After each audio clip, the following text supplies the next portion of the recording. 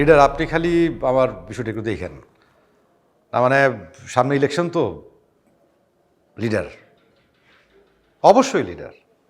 জি জি জি, আসসালামু আলাইকুম। রাজা আমার একটা দুর্দান্ত বুদ্ধি দিছে, কি কস? জি ভাই, আপনার ওই বুদ্ধিটা আমলে নেওয়া উচিত।